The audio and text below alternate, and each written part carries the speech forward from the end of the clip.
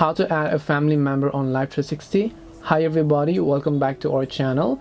In today's video, I'll simply guide you through the steps on how you can add a family member on Life360, so make sure to watch the video till the very end.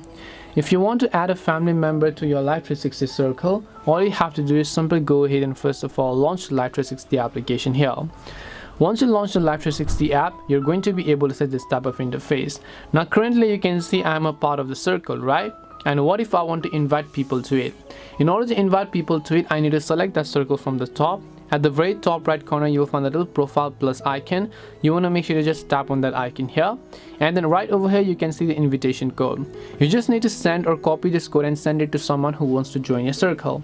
Once the other person has the code, what they need to do is they need to come back, tap this icon, they need to tap on join a circle. When they tap on join a circle, they have to enter the invitation code that you send them, and then they'll be automatically added to your circle on Life360. This way you can actually add family members to Life360 circle. Hope this video was very helpful. If you have got any questions, then feel free to leave them down in the comment section.